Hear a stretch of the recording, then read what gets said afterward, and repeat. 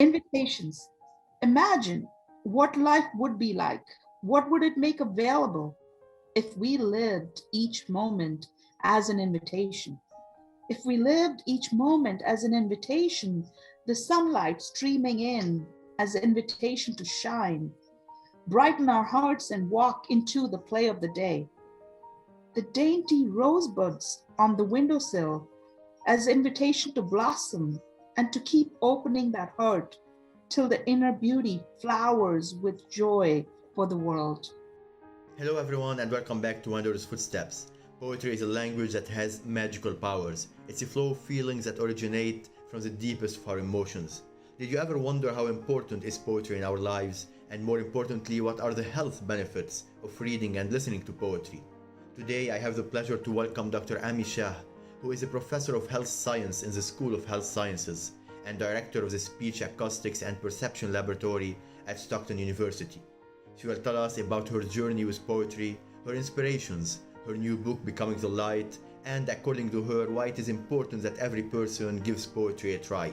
Make sure to check out her book. All the proceeds go to St. Jude's Charity for Children. All the links are in the description below. So Dr. Amee, would you please introduce yourself and tell us a bit about you? Sure. Hi, Sid. So I am a senior level professor in health science at a university in the US. I'm also a board certified speech pathologist and speech scientist. And I'm known as I'm a national leader in my field, recognized by the American Speech Language Hearing Association for my work with medical coaching, cross-cultural communication coaching with health professionals. And then apart from all of that, I'm also a thought leader. And one of the things that I have done is as a published poet, I'm working on helping people through my poetry to improve their health and wellness. More about that later. Dr. Amee, can you tell us more about your book, Becoming the Light, and what is the main message behind this book? Sure. So this is the book, and it's Becoming the Light from Angst to Awakening. It really captures the whole continuum of the human emotions. Mm-hmm. So it has 4 sections. The first one is about raw suffering. So all of the different, when we are in that state of angst and suffering, there are many poems offered for the readers to see what state they're in, so they can find a mirror for where they are. And then second section is feeling through the darkness. So when you're in the dark space, what are all the different things you're feeling and what's in the way? So it again finds clarity for that darkness. And then third one is letting light in, the tools. So this is where different distinctions or different principles, I've kind of introduced those in there, so people can start to let the light in through those. So if you're sitting in this dark room and you have just a little bit of light coming in, it can brighten the whole area inside. So each of these poems is supposed to do that sort of thing for you. Yes. And they could be something about gratitude, or like, as I said, about the on the tip of the needle, so changing your thought, or feeling the love in your heart, contrasting love and fear, things like that. The last part is awakenings and spiritual lessons. And this is where each of these things, each of the poems have evolved out of some powerful spiritual lessons that, the book was inspired by a lot of my readings and so on. So they are takeaway messages that can become an anthem, that can become sort of a mantra for people.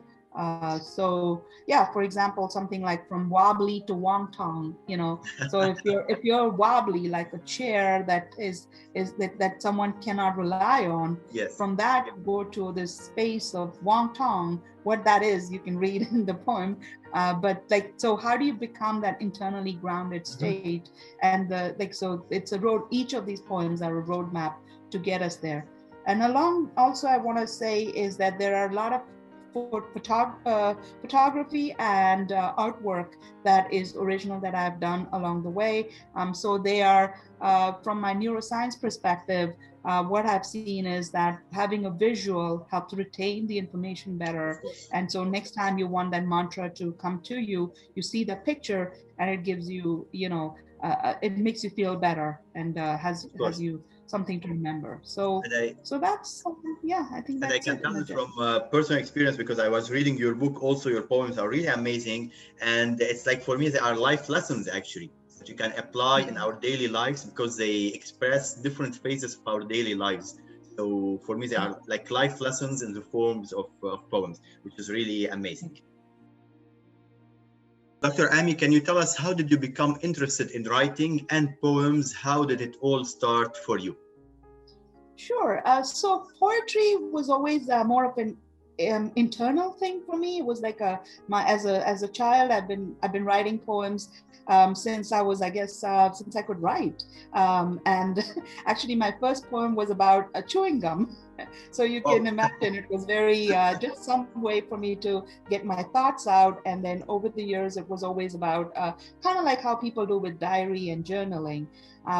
Last year, in the last couple of years, poetry has become more of an external thing that I'm helping other people with through my work of empowerment, resilience, and emotional intelligence. So that all started a couple years ago. So I was helping my students and my coaching clients through my poetry and through some of the reflections of that. And so that one-on-one work became even bigger last year during the pandemic when we all were going through that existential angst of yes. what's happening in the world, right? I mean, apart from that, there were a lot of other like economy and other issues that were going on. So in order to make sense of all of that, I was writing a lot. Like I was writing 4 or 5 poems a day, and then I was sharing those with a lot of platforms, with artists, with poets, and healers. And when they liked it so much, they were giving me comments and testimonials like, "This is really making a difference for my day," or "It helped me with this client," or "It helped me create this new art." So that's when I really decided to put this work out into the world as in form of the book. And so that's when I published the book. And then also have been studying along the way, studying the scientific effects of the different elements of poetry Mhm. as it affects health and well-being. Wow. So it's become part of my research as well. So that's how it's evolved. Could you tell us why do you think writing and poems are important? Yeah, I definitely think writing is very important, even for non-writers, people who don't like to write much, because even if you just wrote like 2, 3 pages or even a page, it helps you process your thoughts.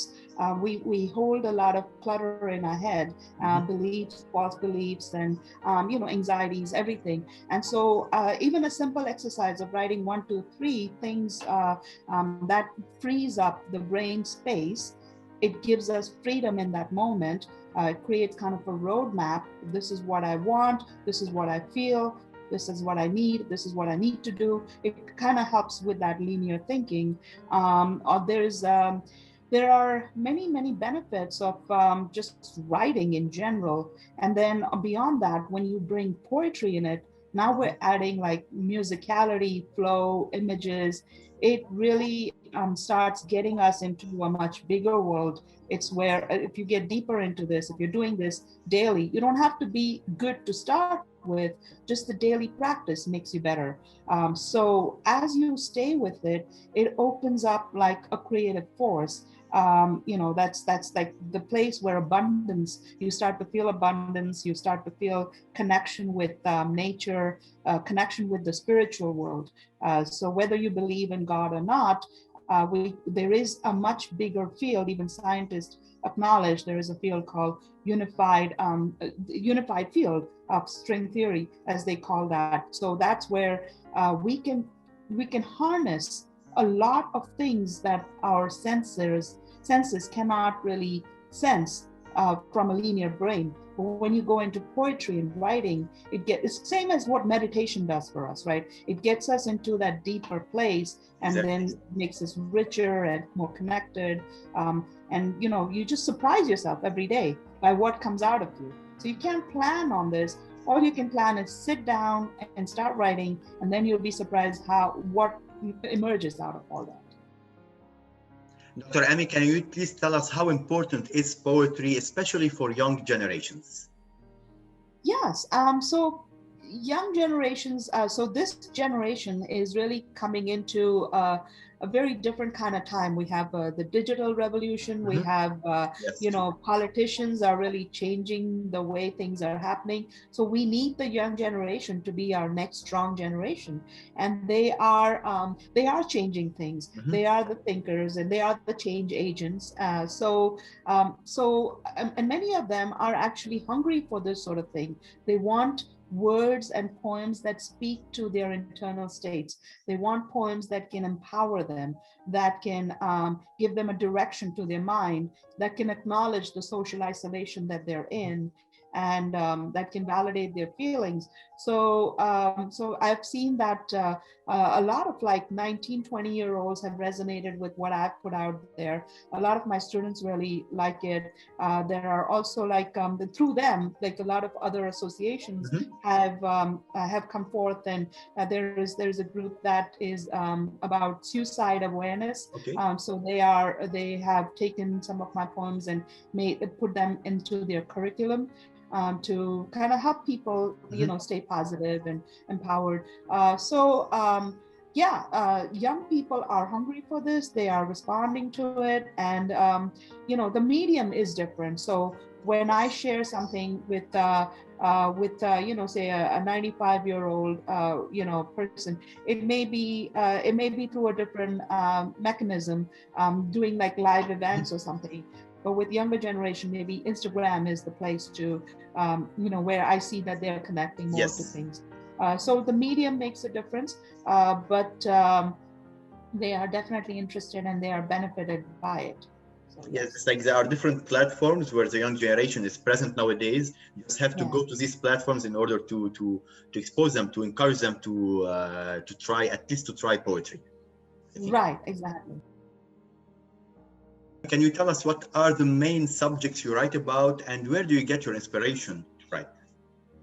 So that's a pretty good question. I will say, in general, I write about nature, about moods, day-to-day moods, interpersonal connections, and psychology, how we feel. It's kind of my way of processing not just what's happening with me, but what I see with my clients in coaching. But more importantly, I will say, I think a line from my poem fits this. Everything is grist for the mill. So it's like mill is like that thing that we feed. So everything that's happening to us in the world is actually fodder for my poem. So whatever is happening, it's raining outside, I can write a poem about that. I don't feel like doing my work, I write a poem about that. I feel really excited, I write a poem about that. So everything that's happening, pandemic, social injustice, everything becomes grist for the mill, which is the heart, the spirit, the mind.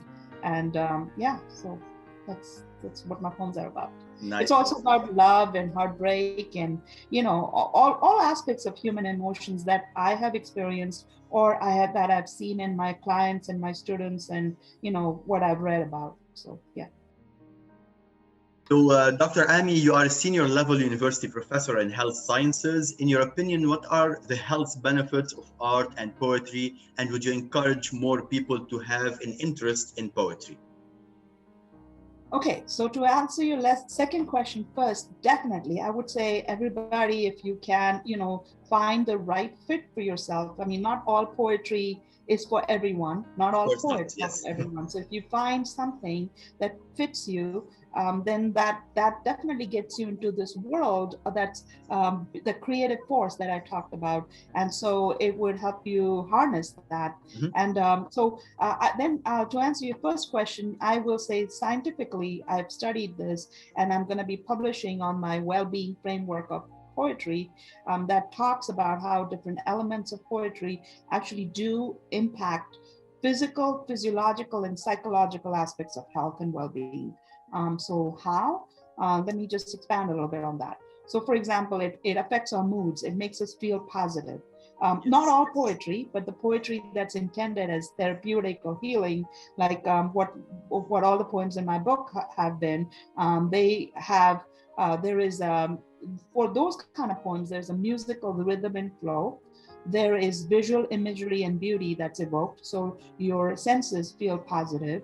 There is an emotional connection to the meaning of the words. There is the mood, there's like a mood and sensuality that creates an ambience for us to take in the words. And then there are messages of hope and love and joy and the spirit that we all have, our soul or spirit that we don't often acknowledge. So that gets tapped into, and that can take us into abundance and possibility and adventure. And said your viewers are all adventurers because they love to travel.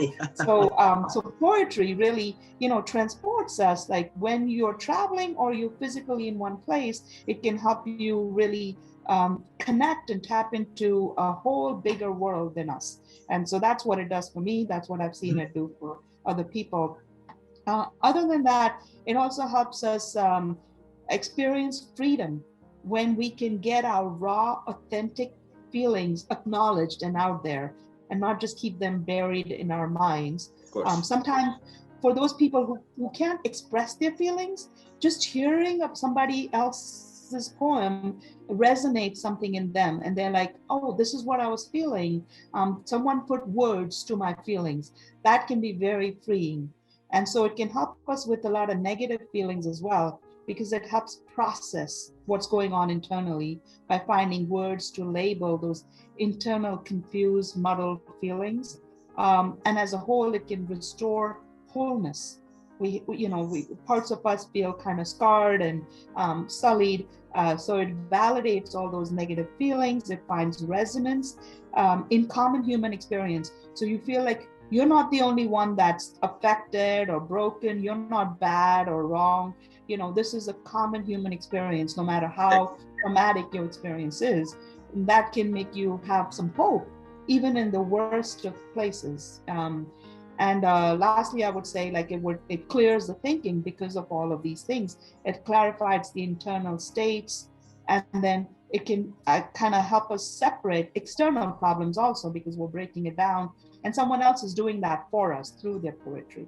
So listening and writing, they all listening to poetry and writing poetry can all do different things for us.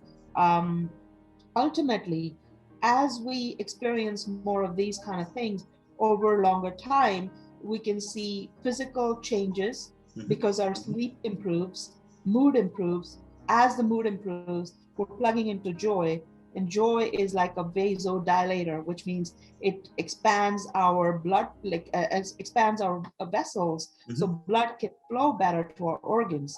And imagine the effects that can have on overall well-being. So sleep, overall quality of the mood, and that can change psychosomatically a lot of health issues.